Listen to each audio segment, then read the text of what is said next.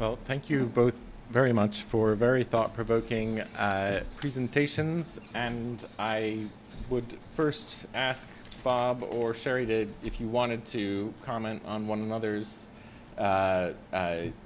presentations, since in some ways, Bob, you maybe seem to emphasize the process element in vis-a-vis Sherry's emphasis on the delivery of outcomes, and I wonder what you make of that contrast. I'm not sure what to make of that contrast. I do have a question related to something you said, if I may. It was fascinating.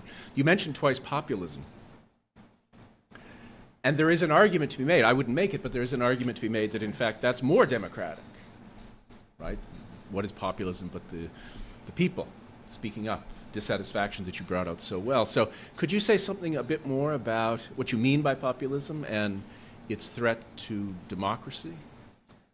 Sure. If you regard it as a threat. No, sure. So I don't know if this, I suppose people can hear me. So that is a term that, sort of is quite vague.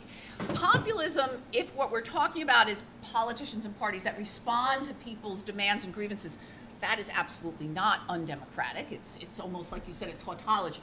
The question is whether or not politicians use that disjuncture or dissatisfaction then to begin undermining democratic institutions. The threat, the problem is there, right? Democracy is not threatened by differences of opinion or differences over policy, right? So when political scientists, for instance, look at what's going on in the United States, it's less the policies that are advocated by whoever, whether it's Trump or Biden, if you think. It's what's been going on, what have those politicians and parties done vis-a-vis these core institutional features or core infrastructural aspects of democracy, right? So populism, if we're talking about, okay, people who come to power and say, look, the establishment has been screwing you over and I'm going to be more responsive to your needs, that's not a threat to democracy at all. What's a threat is if you take that dissatisfaction and then you use it as an excuse to undermine the very institutions that allow, again, as you sort of pointed out a little bit in your talk, but I think most people are intuitively understand, those institutions and procedures that allow us to continually, in an iterative fashion, sort of solve our differences, make our claims, yada, yada, yada. Yeah. So fair enough. Yeah. That makes a lot of sense. Thank you. So I'd just like to take maybe one or two questions in the interest of time. So if I can invite anyone from this side of the room. Yes, Herbert, let me give you a microphone.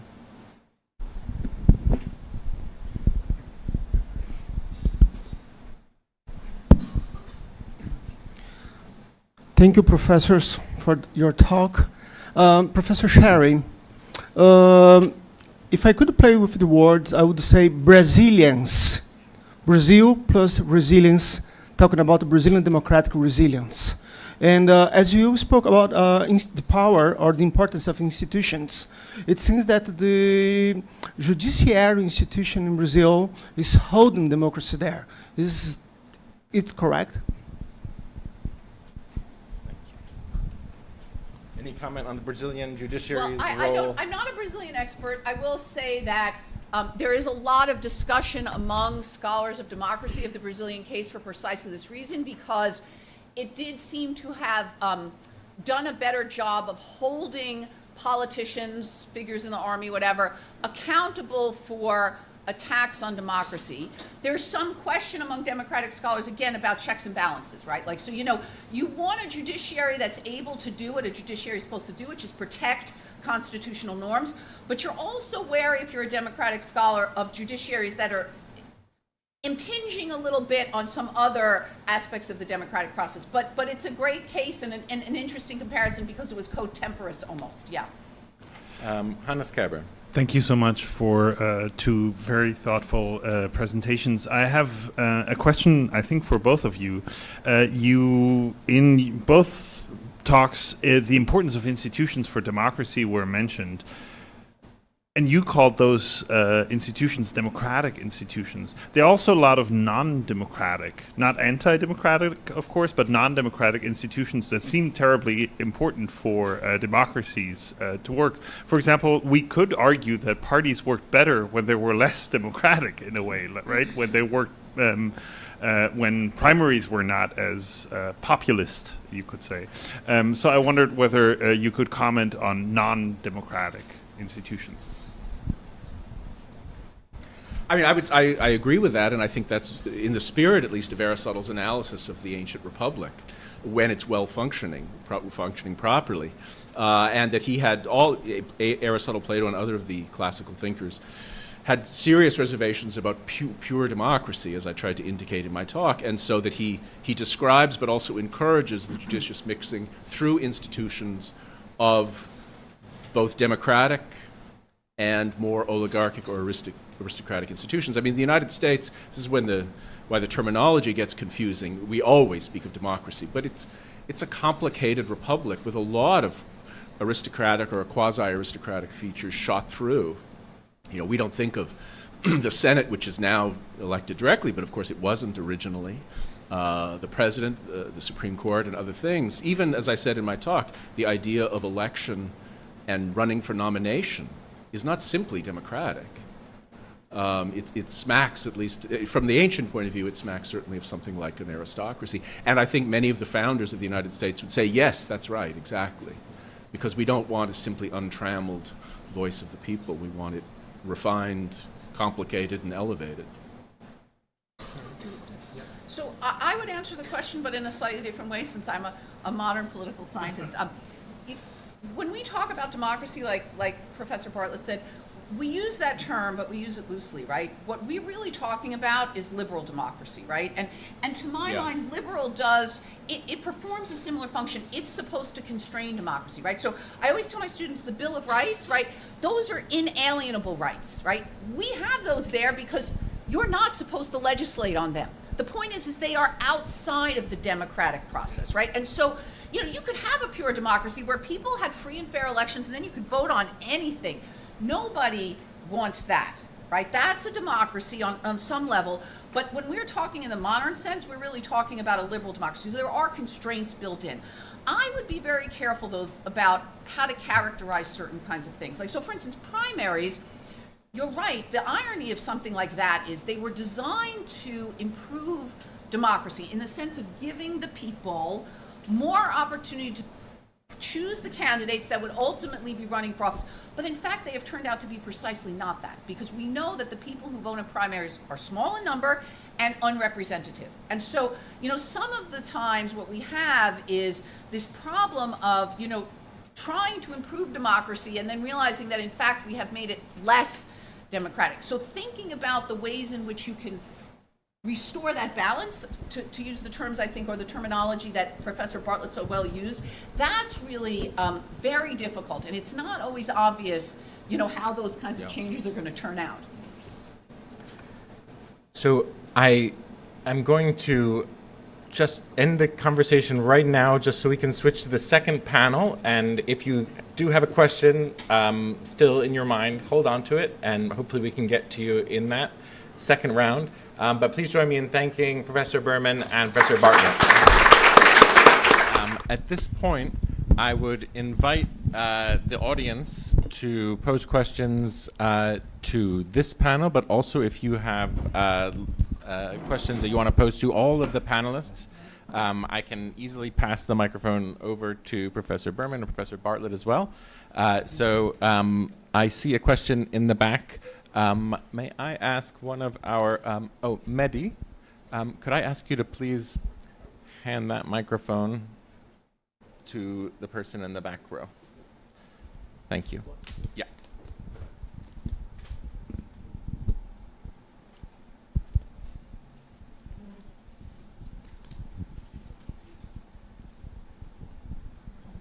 Thank you, Professor Huan, for your speech.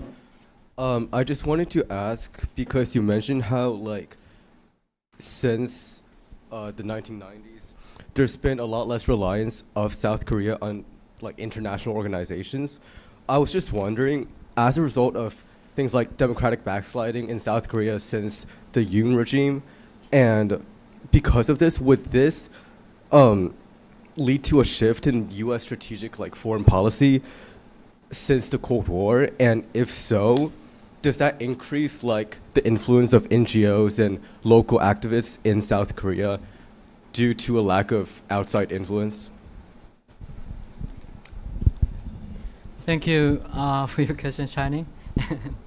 So, just perhaps I couldn't understand clearly about your question. But what I want to say about, in terms of impact of U.S. strategic intervention, we need to keep in mind that although I didn't mention this issue in my talk, so in terms of structure, never change it.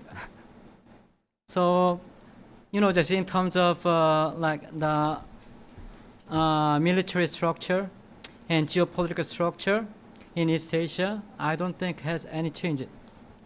But interesting point of this recent crisis, we cannot hear any kind of pressure for the Washington to intervene in this crisis.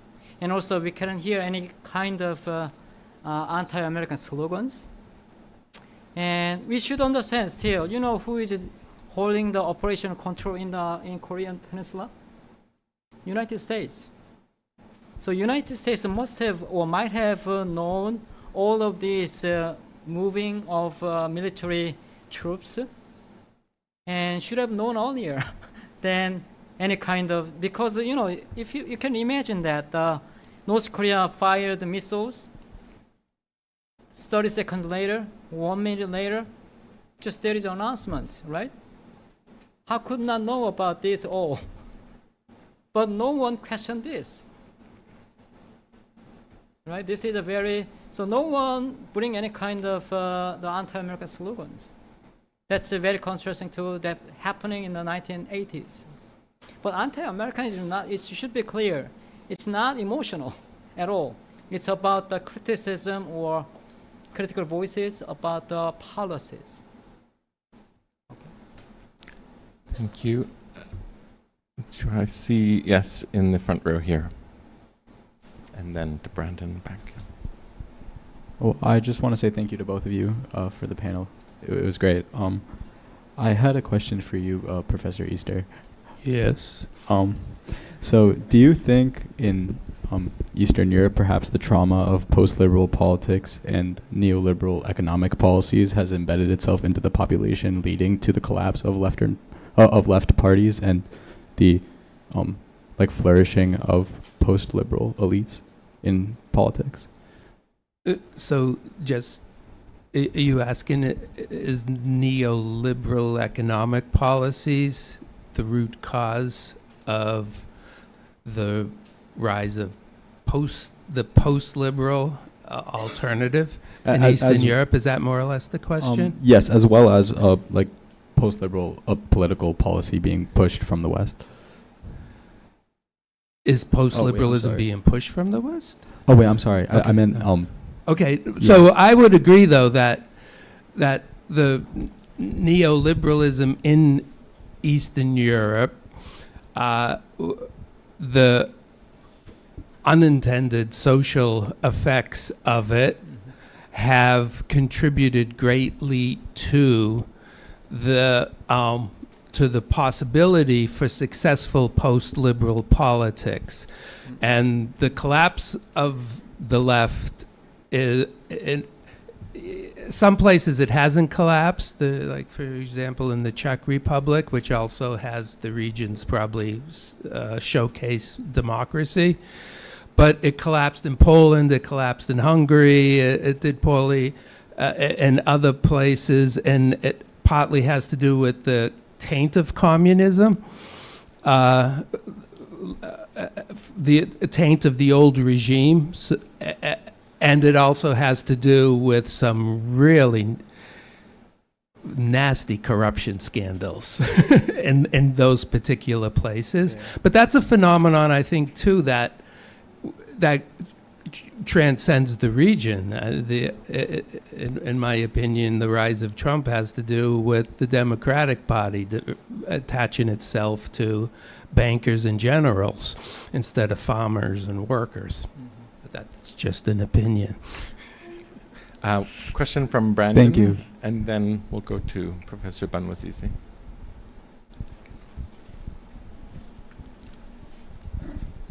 Thank you.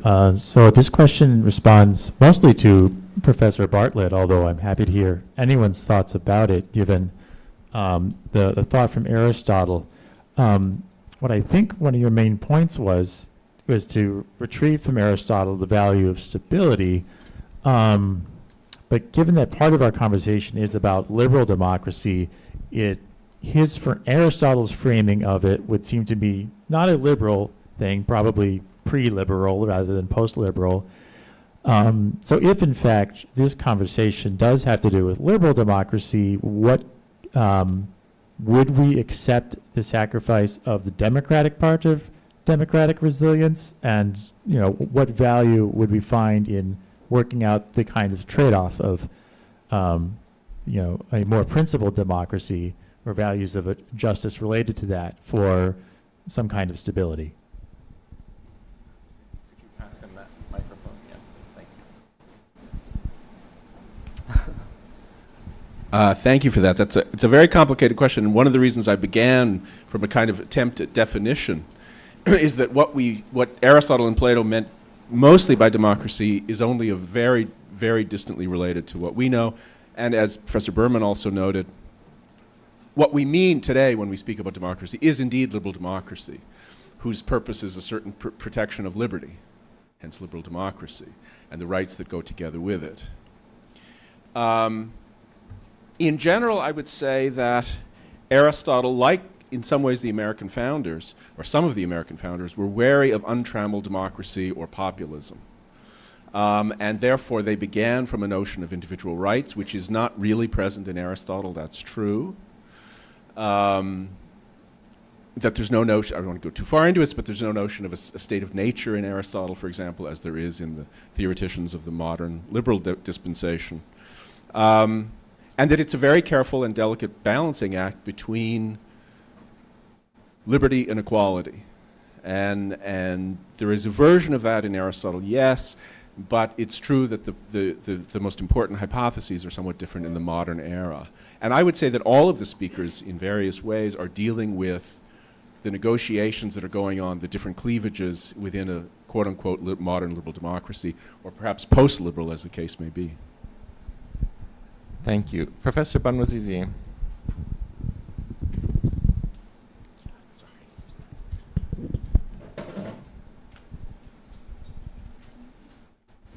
Thank you so much. My question, if I may, is directed to Professor Berman. You mentioned a number of sources of discontent, non-institutional discontents that are challenging democracy. I wonder if the discontents coming from the religious communities, in particular the evangelical Christians, you see them as also a threat to democracy. This also relates to another point that you made, that in our democracy there are certain non-negotiable ideas or ideals. You mentioned, all men are created equal as an example of that. I wonder if you consider the separation of the church and state as another non-negotiable item, and in that sense this relates to the first part of the question, that this threat to democracy is a real threat or not, in your judgment.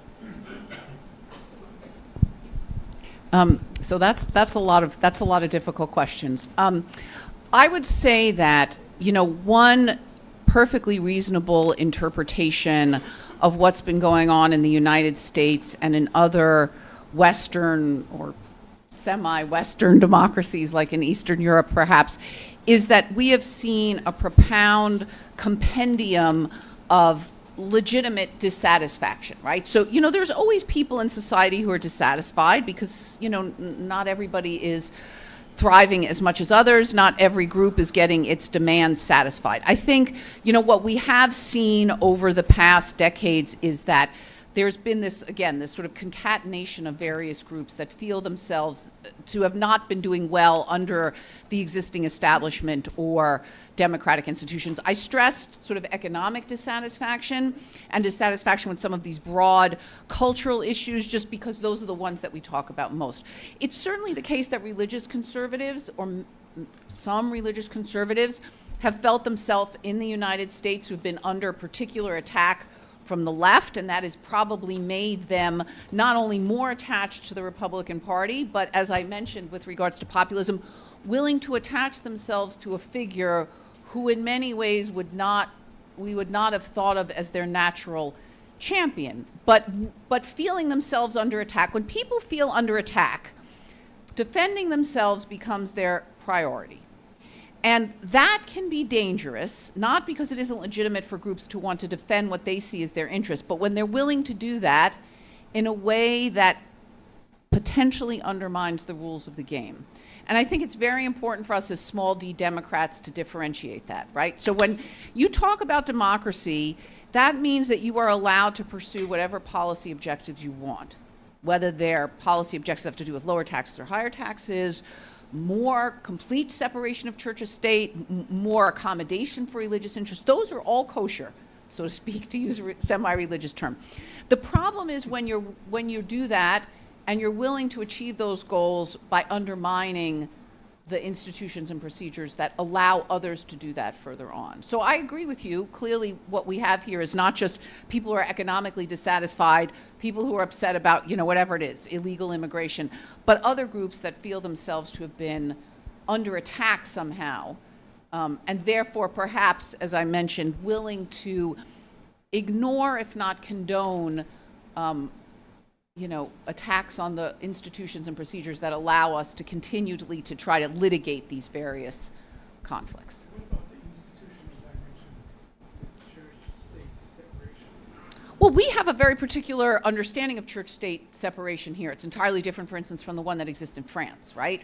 So, and we have a corpus of constitutional and other law that's come up around that. Now, advocating for certain kinds of changes to that might be something that I might disagree with or others might, but that's not a problem, right? The problem is the way in which you do that, right? Do you do that within the existing, again, rules of the game or not, right? But you're allowed to advocate for change. That's what democracy is all about, yeah?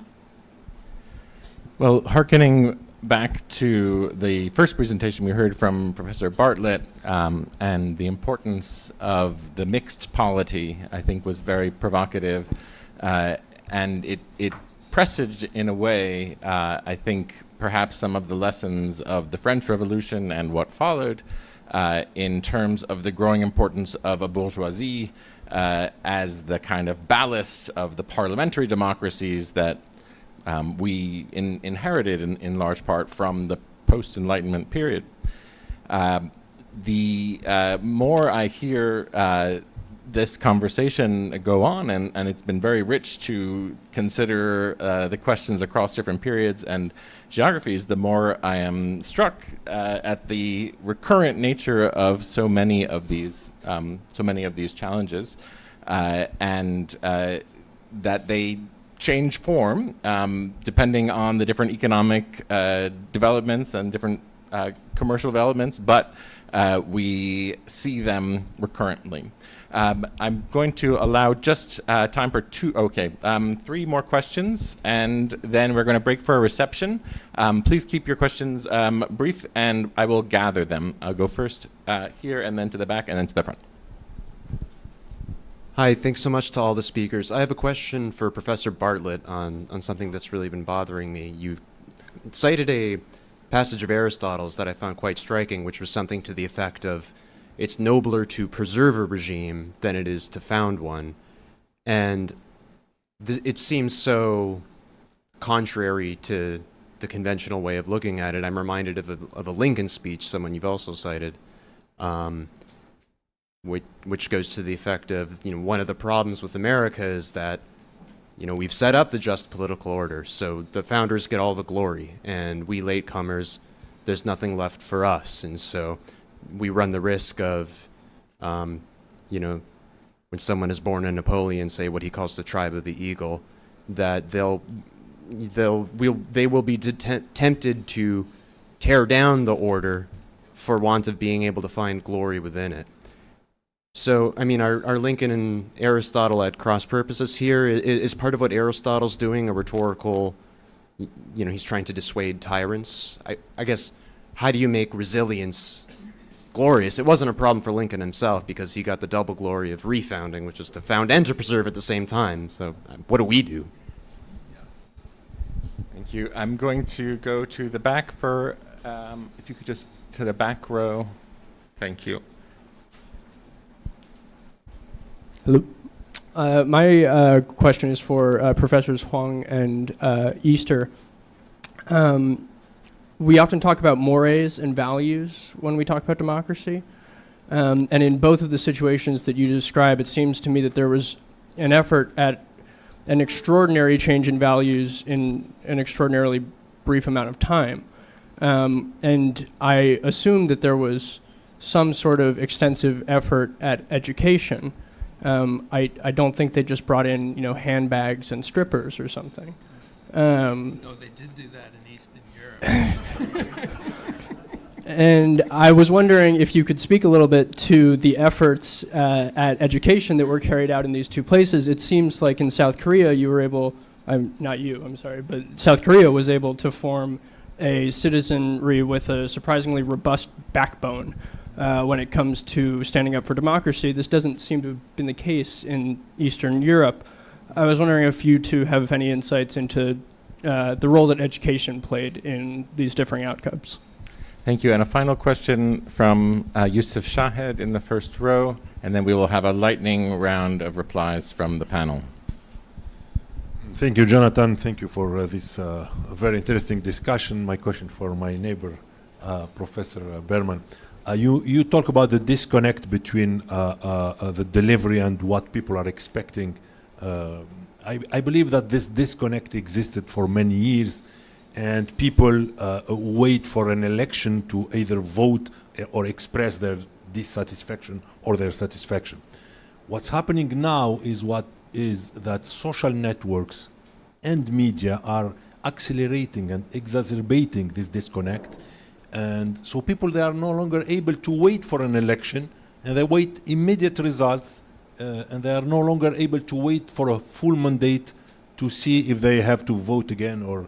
And I think this disconnect, the growing disconnect that you mentioned, is really a threat to democracy, because also it is attacking a principle, which is the vote and the election day, etc. So how do you see the role of social networks and also media in the in the resilience or collapse of a democracy?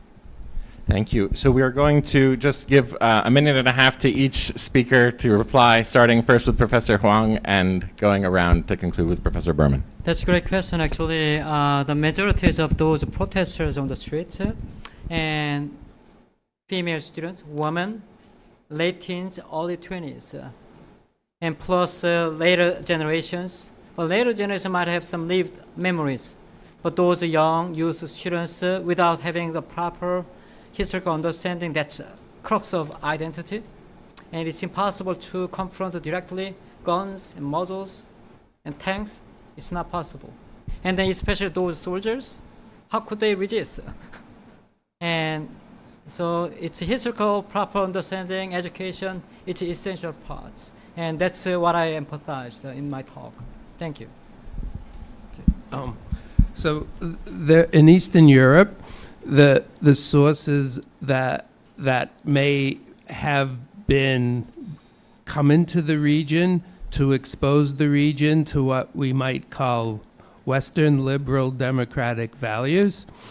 So I would say that they, in terms of the formal education system, that there was at best marginal influence and redoing a curriculum in that vein. Outsiders that may have come, unless you're talking about the business school and the capitalism, but also intellectual outsiders who came in and helped to rewrite history books for grade school and for high school. They're often from the diaspora community, and they're infused with a very particular nationalist point of view, which often lends itself to post-liberal politics. And the writing of the official textbooks is a political battleground there, and post-liberal elites have won it over up and down the region. The church is involved with writing books, politicians, etc.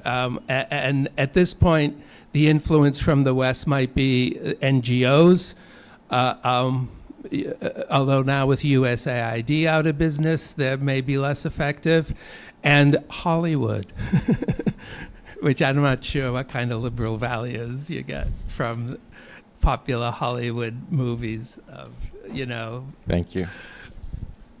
Professor Bartlett. Austin, thank you for that question, which is a terrific question. And I like the juxtaposition between Lincoln and Aristotle, but to some extent you extrapolate too much from the quote. What he says is to found a city for 1 or 2, 3 days, that's not so great. You got to make the thing last. He's not meaning to denigrate the act of founding. Earlier in the Politics, he says that one who first founded law and right is responsible for the greatest of goods, without which we are the worst of animals. So, and there's several treatments of great founders in his writings. But in that context, he wants to say, look, take your eyes off the glory prize and to attain the truly great political good of longevity or stability in a regime. So yeah, there's a certain rhetorical character to it, I think. Thank you. And I leave the final word to Professor Sherry Berman. So thank you for your question. Thank everybody here for all the questions. I think what I want to say, let me say 2 quick things. One is, I think all that I was trying to do was something very simple, right? Which is that we spend a lot of time, correctly so, thinking about populists or, pseudo-authoritarians as causes of democratic decay. We look at the ways they attack institutions, undermine institutions. That's absolutely a reasonable thing for us to do. I think we need to also spend at least as much time thinking about them as symptoms, right? The fact that they exist, that people support them, that people condone their attacks on these institutions is a symptom of a very deep democratic dissatisfaction among the population. So we need to combine those 2 things, to see them as symptoms, as causes. The question about social media is very, very complicated. I would say my reading of that literature or that research says that perhaps the most negative thing that social media has done is not so much radicalize huge numbers of people, although clearly it has done that to some individuals, but rather bring people together of like-minded disposition and enable them to think that that view is really not only very common, but that they can live within a world with only people like that. And so, you end up getting people who really are convinced, again, that this view is totally correct because the people that they interact with are people who think just the way they do. Cross-cutting cleavages are absolutely necessary to make democracy work. Social media allows people, or is one of the things that allows people, I think, to not be involved with other people, encounter other people, be forced to deal with other people who have different opinions from them. Well, thank you to all of the panelists. Thank you all for being here. Please join us for a reception, and see you at the next event.